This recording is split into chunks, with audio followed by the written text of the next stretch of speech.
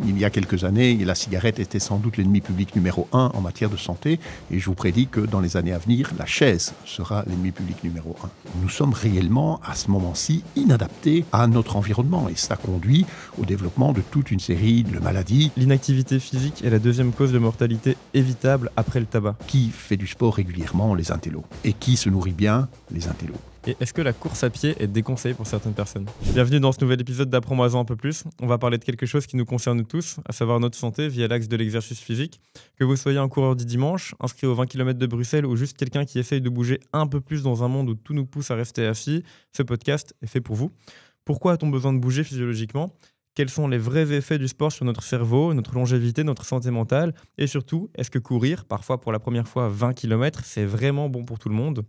Pour répondre à ces questions avec moi, j'ai la chance d'avoir un invité qui connaît le corps humain mieux que personne, Marc Franco, professeur, expert reconnu en physiologie de l'exercice, mais aussi doyen de la faculté des sciences de la motricité à l'UC Louvain. Ensemble, on va explorer les liens fascinants entre mouvement, santé et performance, peut-être même la longévité. Marc, bonjour. Bonjour. Pour entrer directement dans le vif du sujet, j'ai appelé vos anciens étudiants pour leur poser quelques questions par rapport à vous. On m'a dit que vous les obligez à se lever aux intercours, c'est vrai? Je ne les oblige pas, je les encourage effectivement parce que se lever régulièrement sur la journée, ça a des effets santé qui sont indiscutables et qu'on peut mettre en relation avec l'activité physique. En fait, il y a quelques années, la cigarette était sans doute l'ennemi public numéro 1 en matière de santé et je vous prédis que dans les années à venir, la chaise sera l'ennemi public numéro 1. Vous voulez dire le fait qu'on reste assis toute la journée? Effectivement, on reste assis de très très longues heures pour la plupart des métiers. Et donc, ça va réduire considérablement notre niveau de dépenses énergétiques. Or, la nature nous a fait pour être physiquement actifs. Et donc, cette diminution de la dépense énergétique liée à la chaise est un ennemi terrible pour notre santé. En fait, il y a un mismatch entre notre ADN et la manière dont on est construit et la société actuelle. En fait, on n'a pas évolué aussi vite que biologiquement, on va dire. Oui, effectivement. Donc notre génome, c'est-à-dire l'ADN que nous avons dans nos cellules, elle n'a pas varié depuis la fin du Paléolithique, c'est-à-dire à peu près il y a 30 000 ans, donc lorsque nous étions des Cro-Magnons, des chasseurs-cueilleurs. Et donc nous avons été sélectionnés pour être physiquement actifs, pour faire face à certaines périodes de famine et certaines périodes d'abondance. Or, ce que nous voyons pour l'instant, c'est que l'abondance, en tout cas dans nos régions, elle est à peu près chronique et que depuis l'invention du moteur, parce que c'est vraiment ça qui a été la clé, c'est l'invention du moteur, notre dépense énergétique a considérablement diminué. Et donc, il y a vraiment cette inadaptation. En fait, pour que notre génome s'adapte, il faudra sans doute des milliers, voire des dizaines de milliers d'années. Or, la diminution de la dépense énergétique, elle s'est faite en une centaine d'années. Et donc, nous sommes réellement, à ce moment-ci, inadaptés à notre environnement. Et cela conduit au développement de toute une série de maladies qui sont ces grandes épidémies non transmissibles qu'on connaît bien, comme l'obésité, comme le diabète, comme l'hypercholestérolémie, comme certaines formes de cancer également. Et quand vous dites que le problème, c'est qu'on dépense plus assez, est-ce que c'est le seul problème? Est-ce que le problème, c'est de tous devenir gros ou on dépense pas assez? Donc, en fait, ça donne plein d'autres choses. Par exemple, le fait d'être moins fort, de plus savoir se porter, que sais-je. Et donc, effectivement, le fait qu'on va moins dépenser va faire qu'on va accumuler une certaine quantité de graisse. Mais on peut, de temps en temps, effectivement, être un peu grassouillet, un peu trop gros, et avoir une activité physique régulière. Et ce que l'on va voir, c'est que les paramètres de santé, généralement, se régulent assez bien. Donc, de temps en temps, c'est mieux d'être un peu trop gros et actif physiquement que d'avoir, je dirais, le bon poids, entre 20 et 25 d'indice de masse corporelle, c'est ce qui est généralement recommandé, et d'être totalement inactif. En plus d'avoir appelé quelques-uns de vos étudiants, j'ai aussi demandé quelques synthèses que j'utilise pour réussir vos examens. Et dedans, il y avait quelque chose d'assez intéressant. Il était mentionné, comme vous l'avez dit au début, l'inactivité physique est la deuxième cause de mortalité évitable après le tabac. Oui, tout à fait. Donc, le mot ce qu'on appelle évitable, j'ai vraiment bien aimé. Oui, donc ce qu'on appelle c'est une définition très très claire. Les mortalités évitables, ce sont les mortalités qui sont liées à des comportements humains qui sont inappropriés. Donc, un exemple, je suis fâché avec ma belle-mère, je vous rassure tout de suite, ma belle-mère est tout à fait charmante et ceci n'est qu'un exemple. Je prends un revolver, je tue ma belle-mère, c'est une cause de mortalité qui est évitable. Et la principale cause de mortalité aux États-Unis, c'était des données qui viennent des États-Unis, c'est le tabagisme. C'est à peu près la même chose en Europe. Et la deuxième cause, la plus importante de mortalité, évitable, c'est l'inactivité physique et la mauvaise nutrition. Donc les deux sont combinés. Donc là, quand on parle d'inactivité, on parle du fait de passer des journées entières sedentaire au travail derrière un ordi. Moi aussi, honnêtement, je fais du montage vidéo et j'envoie des mails toute la journée. Mais je vais quand même à la salle en fin de journée. Est-ce qu'au final, ça suffit d'être actif 1 ou 2 heures par jour en fin de journée pour rattraper notre journée d'inactivité? Ou en fait, on devrait plutôt se lever un peu tout le temps, faire des marches à midi? Comment vous voyez ça? Comment on peut appliquer concrètement en fait, le fait de bouger à notre quotidien? Est-ce que ça suffit en fin de journée ou pas? Alors, le message est, quoi que vous fassiez, c'est déjà beaucoup mieux que de ne rien faire. Et donc, le message, de temps en temps un peu difficile à faire comprendre, c'est que, évidemment, il y a toute une série de recommandations qui visent l'optimum. Et l'optimum, c'est effectivement faire 3 ou 4 fois des activités physiques d'endurance qui sont complétées par des activités physiques de renforcement musculaire et de se lever régulièrement. On peut aussi acheter un bureau où on travaille debout. On trouve ça maintenant dans le commerce, des bureaux où on peut travailler debout et puis à certains moments s'asseoir. Effectivement, ça a des effets. Mais si vous allez ne fût-ce qu'une demi-heure par semaine à la salle de musculation et à la salle de fitness, eh bien, c'est déjà beaucoup, beaucoup mieux que de ne rien faire. Donc, il ne faut pas toujours chercher l'optimum, mais il faut faire une activité physique de manière la plus régulière possible, et ceci tout au long de sa vie. Au début, quand j'ai repris, j'avais un programme 3 fois semaine. Et si j'avais le temps d'y aller que 2 fois sur la semaine ou 1 fois, je me disais limite, mais ça vaut pas le coup de reprendre. Tout à fait. Eh bien, c'est l'inverse. C'est l'inverse. Il vaut mieux se dire, je fais quelque chose. Quoi que je fasse, c'est bénéfique pour ma santé. Si je fais plus, bien sûr, c'est mieux. Mais il ne faut pas toujours chercher l'optimum. Faire un peu d'activité physique est déjà beaucoup, beaucoup mieux que de ne rien faire. Ça, c'est le message qui est le plus important. Et on l'a compris, le fait de ne pas faire d'activité physique, ça peut engendrer plein de maladies et parfois même qui peuvent entraîner la mort. Donc au final, ça serait quelque chose de prescriptible par des médecins, l'activité physique. Est-ce que c'est le cas déjà? Oui, bien sûr, on y arrive progressivement parce que l'activité physique commence progressivement à être utilisée à la fois comme un outil de prévention, donc ce qu'on appelle la prévention primaire, c'est-à-dire pour ne pas développer des maladies, mais également comme un outil véritablement curatif. On peut utiliser l'activité physique pour soigner des gens, essentiellement par exemple dans des problèmes métaboliques. On peut vraiment résoudre le problème ou largement atténuer le problème, ou dans d'autres maladies où on peut réduire par exemple des effets secondaires néfastes. C'est le cas des cancers. On fait de plus en plus de l'activité physique chez les personnes cancéreuses en phase de cancer et également lorsqu'elles sont survivantes de cancer. On sait aussi que l'activité physique régulière permet de prévenir, pas tous les cancers, mais globalement une grosse douzaine, 13 cancers. Et quelque chose qui est assez intéressant aussi, c'est qu'au final, le sport, c'est de la science. On a énormément documenté cet aspect de la science. Il y a beaucoup de documentation. Donc, on a cette approche justement scientifique de prescrire justement de l'activité physique parce que, OK, on fait des recherches sur des médicaments, mais on fait aussi des recherches sur le corps humain. Oui, c'est vrai, et de temps en temps, elles se rejoignent. Donc ça, c'est ce que nous faisons au laboratoire chez nous. Donc on essaie de comprendre les mécanismes au niveau cellulaire et au niveau moléculaire qui conduisent au bénéfice de l'activité physique pour la santé. Et donc, on en arrive de temps à autre à être très très proche de ce qui se passe chez nos collègues qui font de la pharmacologie, parce que certains effets de l'activité physique sont identiques que ceux de certains médicaments. On peut prendre un exemple. Un exemple, c'est l'activité physique et la prévention du diabète ou l'utilisation d'activité physique chez les patients qui sont déjà diabétiques.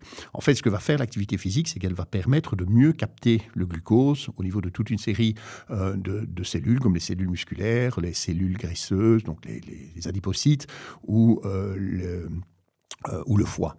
Et ce que va faire la metformine qui est en fait l'antidiabétique le plus utilisé dans le monde, c'est exactement la même chose. Et les cibles moléculaires sont exactement les mêmes. Y a-t-il une différence? Oui, il y a une différence. La différence, c'est que lorsque vous allez à la salle de fitness et que vous prenez votre abonnement, vous payez de la TVA. Et lorsque vous allez chercher de la metformine sur prescription médicale, bien sûr, à la pharmacie, elle vous est 100% remboursée par la sécurité sociale. Or, les cibles moléculaires sont exactement les mêmes. Et donc, ça pose un réel problème de responsabilisation de la société ou des gens par rapport à leur état de santé. Prendre des médicaments, de temps en temps, ça mime les effets que fait l'exercice physique, mais c'est gratuit.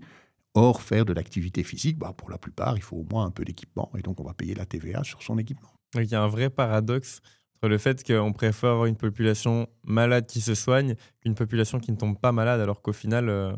Je comprends bien que que la décision politique est difficile. Hein. Je ne vais pas dire mais je pense que ça mériterait quand même la réflexion, oui. C'est vrai qu'il y a certaines mutuelles, je pense, qui remboursent 50 € par an l'abonnement à la salle, mais ça reste marginal quand on voit le prix d'un abonnement qui est minimum je pense que c'est minimum 20 € par mois, un abonnement. Oui, ça reste relativement marginal. Il y a aussi beaucoup d'effets d'opportunité, c'est-à-dire que ce sont les gens qui font déjà de l'activité physique qui permettent, qui vont se faire rembourser. Donc, il y a une réflexion à avoir. Et moi, je ne suis pas un politicien et ce n'est pas ma compétence de développer ce genre de stratégie. Il y a des collègues dont c'est la compétence de développer ce genre de stratégie. Mais c'est véritablement une question que l'on doit se poser dans la population. C'est comment va-t-on motiver la population à faire une activité physique régulière, sachant que les études sociologiques nous montrent très très clairement que c'est lié à l'état, disons, social des personnes. Donc, qui fait du sport régulièrement? Les intellos. Et qui se nourrit bien? Les intellos. Et si vous retombez dans des tranches de population qui sont économiquement moins favorisées, vous voyez qu'ils se nourrissent beaucoup moins bien et vous voyez qu'ils font beaucoup moins d'activité physique. Et c'est également dans ces tranches de population que vous avez une prévalence beaucoup plus importante des maladies qu'on a déjà citées. Donc, au final, on voit que c'est vraiment le fait d'avoir accès à ces informations, à ces recherches, qui va amener le fait de juste ouvrir les yeux et se rendre compte qu'il faut le faire. Ne pas le faire, ça coûte très cher. C'est un besoin physiologique de base. Faire de l'activité physique, c'est un besoin physiologique de base, tout comme se nourrir. Le déclic que j'ai eu, c'est après avoir fait des recherches sur l'effet cumulé.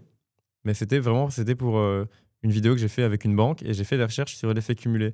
Et en fait, c'est chaque micro-intérêt qu'on va avoir sur une épargne peut amener des montants astronomiques dans 20 ans. Et en fait, il y avait des parallèles avec la santé. Et chaque micro-action qui va à l'encontre d'une bonne santé cumule en négatif, en fait.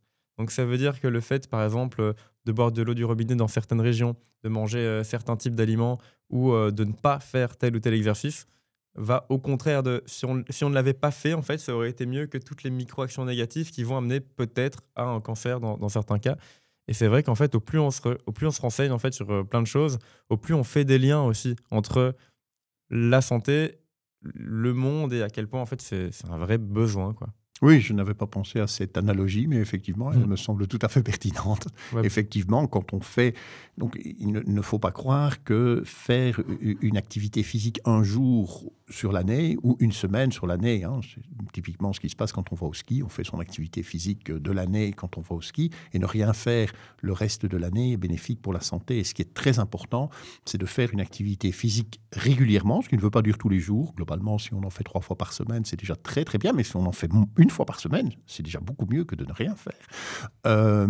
Et surtout le faire tout au long de sa vie. Pour qu'elle dure longtemps. Pour qu'elle dure un peu plus longtemps. Donc la longévité est un tout petit peu accrue par l'activité physique régulière de l'ordre de 2 ou 3 ans. Bien sûr, ce sont des données épidémiologiques, donc c'est la probabilité. Mais ce qui va changer fondamentalement, c'est le confort de vie. Donc on estime qu'on peut gagner une dizaine d'années en confort de vie, c'est-à-dire en indépendance fonctionnelle. Donc ça, c'est très important. Donc savoir marcher seul, sans l'aide d'une tribune, savoir sortir de sa baignoire, savoir sortir de sa voiture. Ça, c'est l'effet essentiel. C'est sur le confort de vie. On peut en revenir au fait qu'il faille payer de la TVA pour aller à la salle. Ce sur quoi il ne faut pas payer de la TVA, a priori, c'est courir. Et sauf vous allez quand même sur ses baskets. Oui, vous allez quand même prendre un peu d'équipement. Oui, tout à fait. Mais pour le coup, ce que je trouve assez chouette, donc moi je passe pas mal de temps sur les réseaux sociaux, c'est mon métier. Il y a beaucoup de gens qui passent aussi du temps sur les réseaux sociaux pour consommer. Je le fais aussi. Et j'ai vu que la course à pied était à la mode pour le moment. C'est un peu une trend, ce que je trouve assez chouette, honnêtement. Je me demandais, tiens, est-ce que vous, avec votre œil scientifique, vous comprenez pourquoi en fait tant de gens se mettent à la course à pied? Oui, parce qu'en fait, la course à pied, c'est le meilleur rapport coût-bénéfice. Donc, coût en termes de temps que l'on va consacrer à son activité physique et bénéfique que l'on peut avoir, tout simplement parce que la course à pied, même à faible allure, demande une assez grande dépense énergétique. Donc, il y a moyen de réduire la dépense énergétique si on fait par exemple de la marche ou si on fait du vélo. Alors, la course à pied, c'est un peu le yin et le yang. Donc, c'est vrai que c'est très intéressant parce que ça permet d'avoir une grande dépense énergétique en relativement peu de temps. Et ce qui est important, c'est la dépense énergétique. Évidemment, pour courir, eh bien, il faut être raisonnablement entraîné. Donc, arriver à courir 5 à 10 km, ça ne se fait pas du jour au lendemain. Donc, il faut y aller très progressivement. Et ça, c'est une des grandes bases de l'entraînement, c'est la progressivité. Et donc, il faut prendre le temps de commencer à courir, d'abord quelques centaines de mètres, et puis marcher, et puis progressivement arriver à courir à faible vitesse, de manière ininterrompue, et puis progressivement augmenter l'intensité de l'exercice. Mais quand on recommence à courir, ce qu'il ne faut surtout pas faire, c'est croire que l'on va pouvoir courir 10 km du jour au lendemain. Parce qu'en fait, ça peut avoir l'effet inverse, ça peut générer des blessures. Hein, et ces blessures, ça va vous contraindre à arrêter votre activité physique de temps en temps pendant des semaines, voire des mois. Donc c'est l'effet inverse de l'effet escompté. Et ça, justement, je pense que c'est un des rares effets négatifs à partager le fait de faire du sport sur les réseaux. C'est que bien souvent, les gens qui le partagent ont déjà un certain niveau et c'est normal de courir 6 km à une allure de 5 minutes par kilomètre. Oui. Alors qu'en fait, on est déjà sur un niveau de quelqu'un d'assez aguerri. Et quand on va reprendre, moi, je me rappelle, j'avais honte. J'ai mis mon compte, j'ai arrêté d'utiliser Strava, en fait, quand j'ai vu qu'il avait partagé automatiquement ma reprise. Et j'avais fait 2 tours de lac. Ça fait 3,4 km, 3 km, avec un dénivelé quasi marginal. Et je me sentais pas bien, quoi. Je regarde, je vois l'allure, on est proche des 6 minutes. Je me disais, mais non, mais c'est n'importe quoi. Et en fait, non, c'est juste qu'on oublie qu'en fait, déjà, un 5 km, un 6 km à bonne allure, on est déjà sur un niveau, on va dire, de quelqu'un qui en fait régulièrement, quoi. C'est pas le genre de truc qui vient du jour au lendemain comme ça, quoi. Oui, tout à fait. Donc ça, c'est vraiment la limite de la course à pied, qui est une excellente activité physique, mais qui demande une bonne dépense énergétique dès le départ. Et donc, il va falloir être déjà entraîné suffisamment que pour pouvoir, par exemple, courir à 12 km/h, donc 5 minutes au kilomètre. Et donc, pour arriver à faire cela, eh bien, il ne faut pas avoir peur au départ d'alterner la course et la marche en essayant de réduire les temps de marche. Mais ce qu'il ne faut surtout pas faire, c'est se mettre complètement dans le rouge. Et puis, on est tellement dans le rouge qu'on ne va plus courir pendant 2 ou 3 semaines. Ça, ce n'est pas l'objectif. L'objectif, au départ, quand on commence à recourir, c'est par exemple de courir 2 fois par semaine. Pas trop, bien se laisser le temps de récupérer entre chacune des sorties, ne pas commencer par de trop longues sorties et puis augmenter progressivement la distance et surtout essayer de courir de manière ininterrompue sans finalement se soucier du temps. Le chrono. Le chrono n'a absolument aucune espèce d'importance au départ. Et puis, à partir du moment où on est capable de courir 5 à 6 km de manière ininterrompue, on peut peut-être à ce moment-là tout doucement commencer à regarder à son chrono. Bien que ce ne soit pas obligatoire, on peut très très bien vivre sans chrono. Et ce que vous me dites aussi, c'est qu'on peut très bien se dire qu'on sort pour courir et à un moment se mettre à marcher pendant 200 mètres parce qu'on sent qu'on a besoin de récupérer et 100 mètres après, c'est pas un échec. C'est absolument pas un échec. C'est absolument pas un échec parce que finalement, votre dépense énergétique, vous l'aurez faite. Et c'est vrai que pour certaines personnes, par exemple des personnes plus âgées ou des personnes qui ont une surcharge pondérale relativement importante, la course à pied est une activité physique qui est quand même un peu compliquée à réaliser. Et ce qui fonctionne très très bien, c'est la marche nordique par exemple, parce que la marche nordique, vous allez aussi mobiliser de grandes masses musculaires au niveau des bras. Et donc, si vous faites de la marche à haute vitesse, c'est-à-dire il faut faire de la marche donc spontanément, l'humain est fait pour marcher aux alentours de 5 km/h. Donc, il faut marcher un peu plus vite que 5 km/h, 6-7 km/h. Idéalement, essayer de trouver des côtes, pas des côtes trop raides, mais des côtes de l'ordre de 6%. Et vous faites des côtes de 6% à vive allure, vous avez déjà une excellente activité physique, et même sans courir. Et est-ce que la course à pied est déconseillée pour certaines personnes ? Oui, mais c'est rare. Donc, en général, la course à pied, c'est une excellente activité physique, mais c'est vrai que pour certains types de patients, elle va être déconseillée. Donc, typiquement, des gens qui ont des lésions préexistantes au niveau de l'articulation ou des personnes avec des surcharges pondérales qui sont importantes, parce qu'à ce moment-là, la course à pied peut effectivement aggraver ce type de lésion. Mais il y a une chose qu'on croit souvent, c'est que la course à pied est délétère pour les articulations. En fait, la science nous montre que c'est l'inverse. La course à pied est bénéfique pour les articulations. Elle est d'ailleurs bénéfique aussi pour la densité minérale osseuse, hein, donc le capital osseux qui doit être relativement important à partir du moment où on commence à vieillir, et particulièrement chez les dames au moment de la ménopause, arriver à la ménopause avec un capital osseux important, c'est excellent pour la santé. Et ça, la course à pied peut très très largement y contribuer. Donc il ne faut pas croire que la course à pied, c'est juste un problème cardiovasculaire.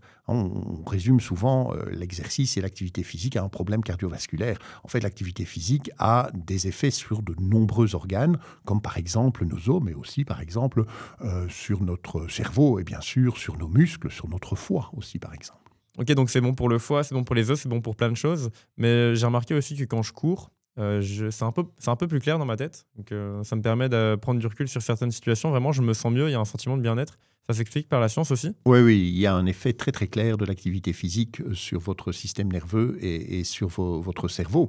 Et donc ça, c'est extrêmement intéressant parce qu'on sait par exemple que l'activité physique va stimuler la neurogenèse, donc la formation de nouveaux neurones. Et donc ça, dans le phénomène de vieillissement, c'est extrêmement important. Et on sait de manière épidémiologique que les gens qui font de l'activité physique régulière ont une probabilité moins importante de développer des démences séniles, comme on voit de manière régulière. On peut également utiliser l'activité physique chez les patients qui ont ce genre d'affection. Donc, par exemple, faire de l'activité physique à des patients parkinsoniens, eh bien, quelque chose qui est relativement intéressant pour leur état de santé. Donc, faire de l'activité physique, ce n'est pas uniquement un problème cardiovasculaire, mais c'est un problème, je dirais, à peu près global sur l'entièreté de notre corps.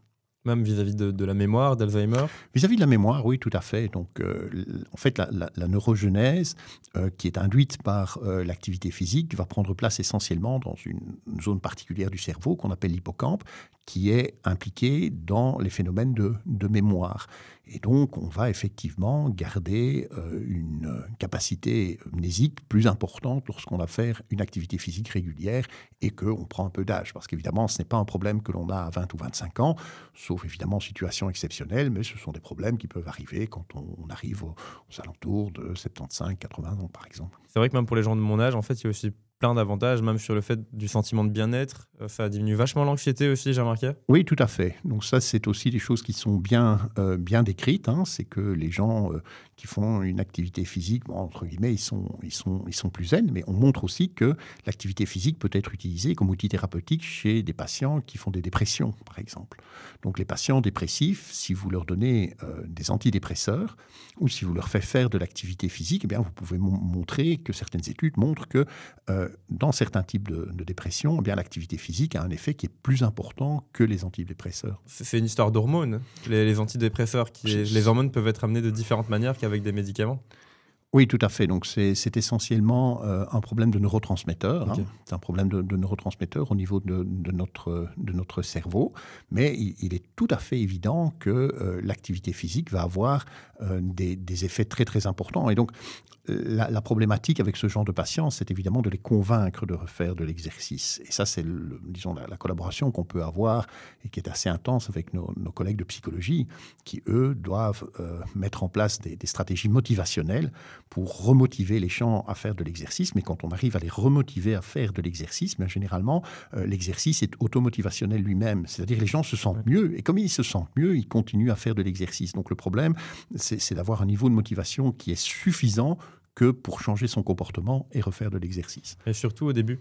Quelque chose que j'ai remarqué qui fonctionne avec l'exercice physique, mais avec à peu près n'importe quoi, c'est que bien souvent, on va penser qu'on n'aime pas quelque chose. Et en fait, ce qu'on n'aime pas, c'est la situation qu'on est au début d'une nouvelle activité parce qu'on est mauvais. Par exemple, quand j'ai repris la salle, j'avais jamais fait de squat. Et ben, j'ai cru que je détestais faire les jambes. En fait, non. C'est juste que les 10 premières fois, je ne me rendais pas compte à quel point c'était un exercice compliqué d'équilibre, qu'il fallait bien se gainer, bien se concentrer. Et au final, maintenant, c'est un vrai plaisir. Ça fonctionne pour l'exercice physique, mais ça fonctionne aussi pour plein de choses. Par exemple, quand on commence le montage vidéo et qu'on se dit « Ah non, j'aime pas le montage », mais c'est normal que tu n'aimes pas, tu es mauvais. Et c'est normal de ne pas aimer quelque chose dans lequel on n'est pas forcément bon au début et mordre un peu sur sa chic au début pour passer le cap, un peu la vallée de la médiocrité, on va dire, mais pas médiocre dans le sens négatif du terme, mais juste dans le sens t'es pas bon. Bah c'est vrai qu'au-delà de ça, le ciel est beaucoup plus bleu, quoi. Oui, donc là, je vais un peu sortir de ma zone de confort parce que c'est plutôt le job de mes collègues psychologues. Mais en fait, ils décrivent différents stades de motivation. C'est vrai qu'il faut amener les patients à un certain stade de motivation que pour changer son comportement. C'est vrai pour l'activité physique, mais c'est vrai pour le tabagisme, c'est vrai pour la manière de se nourrir, par exemple. Hein. On a tendance à disons, se conforter, se mettre dans un certain état de confort et on a toujours l'intention de dire oui, ce serait bien que je fasse de l'activité physique, mais on n'en fait pas. Et donc, il faut amener le patient à une motivation telle que, véritablement, son comportement va changer. Et ça, c'est vraiment la difficulté. Et à l'inverse, il y en a aussi qui font trop de sport. Il y a l'inverse, il y a le surmenage. Au final, ça devient une drogue, au final, parce qu'on a dit plein d'effets positifs. Et quand on fait du sport, ces effets positifs, on les a. Et ça peut vraiment nous droguer, quoi. Oui, tout à fait. Donc, il y a une pathologie qui est bien décrite, que l'on appelle la bigorexie, donc qui est un trouble du comportement qui fait que les gens ont un besoin irrésistible de faire de l'activité physique, comme certains ont un besoin irrésistible de se laver les mains 20 fois par jour. Se laver les mains, c'est très bien, mais on n'a pas besoin de se laver les mains 20 fois par jour. Donc, c'est exactement la même chose. Donc, c'est des troubles qui doivent être pris en charge par des collègues en psychologie aussi. Ça peut avoir des effets physiologiques qui sont effectivement délétères. Donc, faire de l'activité physique, c'est bon pour la santé, c'est bon pour la santé, mais c'est vrai que faire trop d'activité physique, et surtout dans des conditions qui sont des conditions qui ne sont pas des conditions sécurisantes, effectivement, ça peut devenir à un certain moment délétère. C'est vrai que, pour, par exemple, de la course à pied, où on peut être très solitaire dans son apprentissage et dans son exécution, on peut ne pas se fixer de limite et se dire « Ok, je vais me faire 45 km par jour, tous les jours ». Oui, tout à fait. Donc, vous avez vraiment ces troubles du comportement qui peuvent, par exemple, induire des troubles hormonaux, à la fois chez le sujet masculin, mais c'est vrai que c'est plus visible chez les sujets féminins, mais ça existe aussi chez l'homme. Mais on le voit moins chez l'homme, tout simplement parce que ce qui se passe chez la femme, c'est une disparition du cycle menstruel. C'est une réaction physiologique qui est relativement bien décrite et qui est liée à un taux d'activité physique qui est extrêmement important et souvent ici une restriction alimentaire qui est parallèle. On va trouver ça par exemple chez des coureuses de fond qui font plus de 100 km par semaine. Il faut faire beaucoup. On trouve ça aussi par exemple chez les danseuses classiques. Parce que la maigreur est une vertu, malheureusement, chez les danseuses classiques. Elles ont des dépenses énergétiques, il ne faut pas croire. C'est un sport extraordinaire, la danse classique. Et donc, vous retrouvez effectivement des phases de disparition du cycle menstruel, ce qui peut avoir évidemment des effets sur la possibilité de reproduction, mais ça peut aussi avoir, par exemple, des effets sur la densité minérale osseuse. Parce que, en fait, ce sont ces hormones qui vont réguler la densité de l'os. Et donc, il y a des pertes de masse osseuse qui sont relativement difficiles à récupérer par la suite. Donc, ça fragilise les os et c'est assez délétère pour ces personnes. On va revenir à la course à pied. Comme chaque année, il y a les 20 km de Bruxelles qui ont lieu. C'est le genre d'événement auquel les coureurs aguerris peuvent participer pour se challenger. Les coureurs débutants aussi, et peut-être même des fois des amateurs qui se mettent à la course à pied avec cet objectif des 20 km. On va prendre un peu chaque catégorie de personnes et voir ce qui est bien pour elles et ce qui peut être dangereux. Donc le coureur aguerri qui fait un marathon, finalement, lui... Oui, facile, 20 km. Donc le marathon, évidemment, c'est tout autre chose. Donc nous sommes faits, encore une fois, l'évolution nous a fait pour parcourir à peu près 30 km par jour. Donc faire 20 km en étant très bien entraîné, ça ne pose aucun problème. Faire un marathon, c'est déjà plus compliqué parce qu'on va passer la fameuse barre des 30 km que les marathoniens connaissent bien et que physiologiquement, on va devoir dépasser la limite pour laquelle on a été constitué. On est fait pour faire 30 km par jour. Oui, à peu près. Donc l'humain est un marcheur rapide ou un coureur lent. Donc nous ne sommes pas des guépards qui vont courir très très vite, mais pas très longtemps. Nous, on est capable de courir très longtemps. Ces 30 km, c'est beaucoup. Il y a peu d'espèces qui vont faire autant de déplacements, mais on est fait plutôt pour se déplacer à des vitesses qui sont de l'ordre d'une petite dizaine de kilomètres heure. Donc c'est pas très très rapide. Et donc à partir du moment où on va jusqu'aux 30 km, généralement, avec de l'entraînement, ça ne pose pas de problème. Mais c'est vrai que les marathoniens décrivent ça très très bien. Ils disent toujours un marathon, ça commence au 30e, parce que c'est véritablement la barre pour laquelle on n'est pas fait au départ, et donc il va falloir repousser. D'ailleurs, quand on remet ça en perspective avec l'objectif des 10 000 pas par jour, on voit vraiment en fait que juste l'ambition elle a été revue à la baisse tellement ça devait être catastrophique au niveau de la sédentarité. Oui, maintenant les 10 000 pas par jour, il faut être prudent avec ça. C'est encore un idéal. Si on fait 5000 pas par jour, c'est déjà beaucoup mieux que d'en faire 1000. Si on en fait 10 000, c'est encore mieux, bien sûr, mais il ne faudrait pas interpréter ces 10 000 pas par jour de manière binaire en disant soit je fais 10 000, soit je ne fais rien. Non, si on fait 5 000, c'est mieux que de ne rien faire. Maintenant, pour les coureurs qui vont être un peu aguerris, voilà, je cours mon kilomètre en 5 minutes. Est-ce qu'il y a des prédispositions particulières pour les 20 km? C'est peut-être la première fois qu'on va courir autant. Donc, effectivement, donc les 20, pour quelqu'un qui est capable de courir une dizaine de kilomètres à 5 minutes au kilomètre, faire les 20 km est un très beau challenge. Il faut simplement s'y préparer longtemps à l'avance, monter progressivement la distance. Si on parle des 20 km de Bruxelles de manière tout à fait spécifique, il y a la fin qui est un peu difficile parce qu'il y a la montée de l'avenue Tervuren qui est un peu fatigante. Mais donc, on peut augmenter progressivement la charge d'entraînement, c'est-à-dire faire par exemple une fois par semaine une sortie un peu plus longue qui va vous amener aux alentours de 15-16 km. Puis évidemment, il faut les 2 dernières semaines réduire un peu la charge d'entraînement pour arriver frais au moment du départ des 20 km. Et puis, les derniers kilomètres, vous les ferez au moral. Ce qu'il faut faire une fois que les 20 km sont terminés, c'est prendre quand même quelques jours de repos, ne pas aller commencer à recourir trop vite parce que ça induit une certaine surcharge au niveau articulaire et au niveau osseux. Mais après 4-5 jours de récupération, on peut recommencer à recourir sans le moindre problème. Et pour ceux qui ont peut-être commencé la course à pied avec comme objectif de participer aux 20 km, mais qui n'ont encore à ce jour jamais passé la barre des 10, vous avez des conseils pour eux? Oui, c'est peut-être de différer leur participation d'une année aux 20 km de Bruxelles et de commencer peut-être par des courses que l'on trouve ici aux alentours. Il y a le challenge du Brabant Wallon, qui est un challenge qui est très sympa, généralement sur des distances d'une dizaine de kilomètres. Et donc, un des secrets, c'est la progressivité. C'est d'augmenter progressivement la charge d'entraînement et d'augmenter progressivement la distance. Et donc, il faut bien faire attention de ne pas directement se fixer un challenge comme les 20 km de Bruxelles qu'on ne pourrait pas atteindre, tout simplement parce que ce qui risque de se passer, c'est qu'on va induire toute une série de lésions au niveau articulaire, au niveau tendineux, par exemple, qui va faire que dans les semaines, voire dans les mois qui suivent, vous n'allez plus être capable de faire de votre course. Et donc ça, c'est pas le but. Le but, c'est de faire une activité physique qui est régulière. Alors de temps en temps, se mettre un challenge, on est humain, on aime bien ça. C'est vrai que pour réussir ce challenge, au final, c'est pas courir 20 km, mais c'est tout le cheminement qu'on aura mis pour arriver à courir 20 km. Et comme vous l'avez dit, c'est pas binaire. Et continuer après. C'est ça qui est très important. Alors, c'est vrai qu'on va retrouver vraiment sur Internet toute une série de programmes d'entraînement qui ne sont pas si mal faits et qui vous disent, voilà, en 6 semaines, on va vous préparer à faire les 20 km de Bruxelles. Est-ce que vous allez arriver à les faire?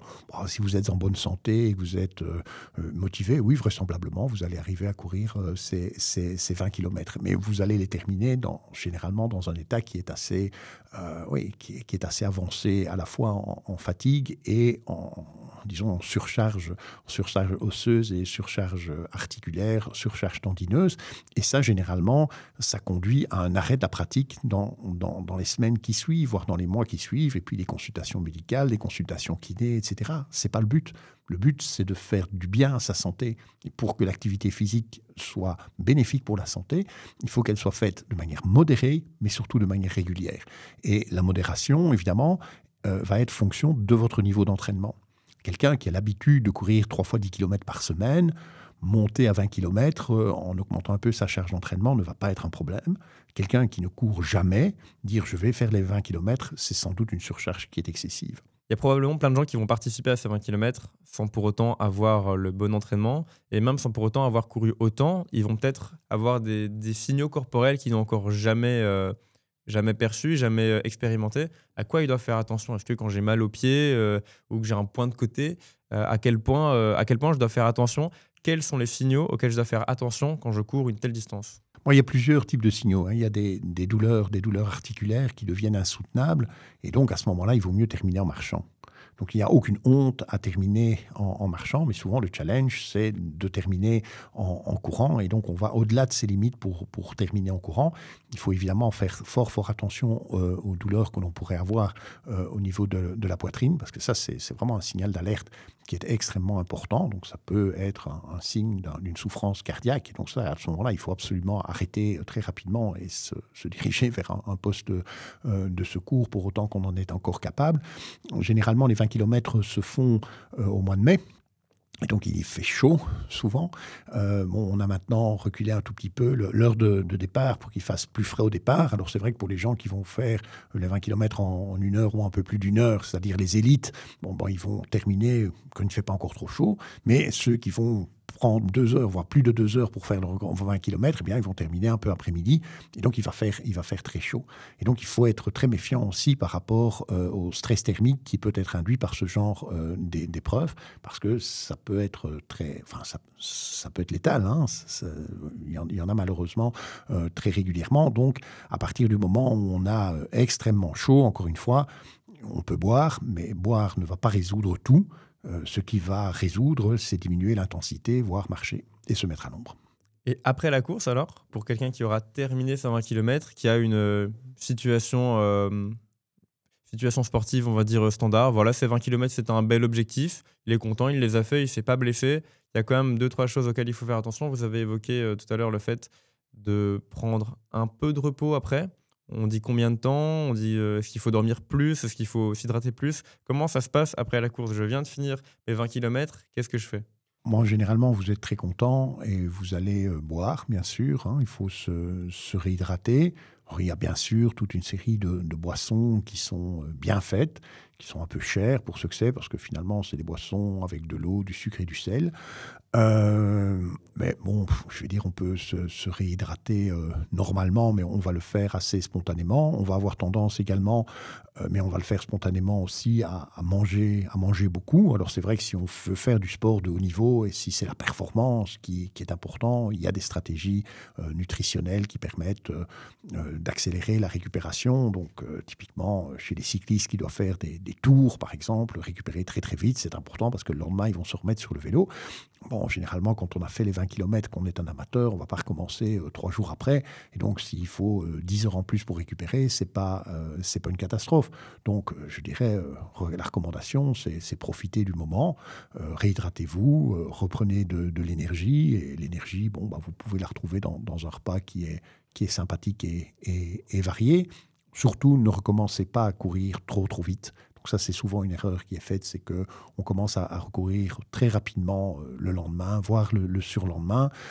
Si on est très habitué, donc si on a affaire à des athlètes d'élite qui vont courir une centaine de kilomètres par semaine, un 20 km pour eux n'est pas un problème. Mais si on a affaire à des amateurs qui courent, par exemple, habituellement 3 fois 10 km par semaine et qui vont augmenter un peu leur charge d'entraînement pour faire les 20 km de Bruxelles, à ce moment-là, on va même recommander d'arrêter de courir pendant 4-5 jours pour récupérer avant de recommencer. En fait, au moment où les douleurs musculaires retardées vont disparaître, on peut recommencer à courir. Donc, ce qui va se passer, c'est qu'après les 20 km de Bruxelles, vous allez vous sentir bien, mais après 24 voire 48 heures, vous allez avoir ce qu'on appelle des douleurs musculaires qui sont retardées parce qu'elles arrivent après l'effort.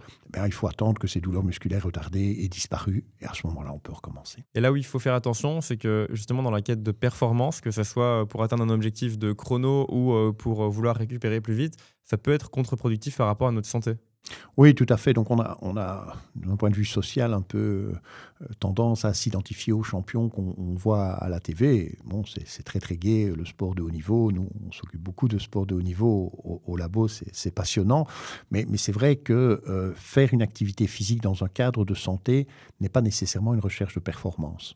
Donc, ce qui est important pour monsieur et madame tout le monde, c'est de faire une activité physique dans laquelle il prend du plaisir, dans lequel les gens vont pouvoir avoir du lien social et qu'ils vont pouvoir faire régulièrement tout au long de leur vie. Ça, c'est vraiment la clé. La recherche de performance, c'est tout autre chose. On va mettre en place toute une série de stratégies que pourraient être les plus performantes, des stratégies alimentaires, par exemple, des stratégies en matière de charge d'entraînement, qui ne sont pas toujours effectivement compatibles avec la santé. Et donc c'est vrai que vous voyez ces sportifs de haut niveau, souvent ils sont blessés, souvent ils sont malades parce qu'en fait ils sont toujours sur le fil de rasoir. Donc ça c'est la difficulté quand on accompagne des sportifs de haut niveau, c'est jusqu'où peut-on monter et où va-t-on trop loin, et on est toujours sur un équilibre subtil. C'est évidemment pas ce qu'on va demander à monsieur et madame tout le monde. Il faut rester bien en deçà de cette limite si on veut véritablement profiter pleinement des effets de l'activité physique pour la santé. Donc comme activité physique, on a principalement parlé de l'activité d'endurance, de course. Il y a aussi l'aspect musculaire qui est assez important. On peut l'évoquer. Oui, tout à fait. Donc là, on a déjà évoqué le capital osseux, qui est important, mais le capital musculaire est également important, tout simplement parce qu'au décours du vieillissement, inévitablement, on va perdre de la masse musculaire, on va progressivement quelque peu se décharner, et ça va conduire à une certaine dépendance fonctionnelle, c'est-à-dire qu'on va avoir du mal à marcher, on va avoir du mal à monter des escaliers, on va avoir du mal à sortir d'une voiture, on va avoir du mal à sortir de sa baignoire. Et donc, on corrèle très, très bien la force chez les personnes âgées avec le confort de vie. C'est très, très corrélé. Et donc, pour garder de la force quand on vieillit, il faut aborder le phénomène de vieillissement avec une bonne masse musculaire. Et pour avoir une bonne masse musculaire, ce qu'il faut faire, certainement au-delà de 50 ans, c'est du renforcement musculaire. Et donc, aller à la salle de fitness dans laquelle on fait finalement du cardio et dans laquelle on fait du renforcement musculaire, ça a tout son sens. C'est vrai que le plus grand luxe quand on vieillit, je pense que ça reste la mobilité. Oui, bien sûr. C'est la chose qu'on ne peut plus acheter, quoi. Il fallait s'acheter son abonnement avec TVA à l'époque, mais c'est vrai que maintenant, après coup, il y a un moment où c'est irréversible, en fait. Et l'idée, c'est de ne pas arriver à ce moment où, malheureusement, on est de l'autre côté, on ne peut plus faire grand-chose, quoi. Oui, malheureusement, on y arrivera tous, parce que notre fin sera à toutes et à tous identique, mais c'est d'y arriver le plus tard possible. Et le plus, je ne vais pas dire dignement possible, mais en étant quand même le plus mobile, le plus, le plus vivant, quoi. Oui, c'est ce qui donne le confort de vie. Et c'est là-dessus que l'activité physique va largement faire gagner du temps. Alors c'est vrai que faire de l'activité physique quand on est jeune, ça peut avoir des effets, je dirais, sur le bien-être, ça peut avoir des effets sur le lien social que l'on peut avoir, mais c'est aussi un investissement sur son vieillissement. Parce que si on arrive à maintenir ça tout au long de sa vie, ça permettra de vieillir plus confortablement. Est-ce qu'on devrait motiver nos parents à faire de l'exercice physique ? Oui, bien sûr, et j'ai du mal à faire cela avec les miens. Reprendre en charge des personnes âgées qui, pour des raisons généralement culturelles, n'ont pas fait d'activité physique, c'est souvent le cas des personnes âgées à l'heure actuelle. On est dans une génération après-guerre dans laquelle le confort, c'était de ne pas bouger et surtout de prendre sa voiture pour tout déplacement. Il faut les remotiver. Et donc là, il faut vraiment qu'ils soient pris en charge par des gens dont c'est l'expertise. Il faut les remettre en charge très progressivement.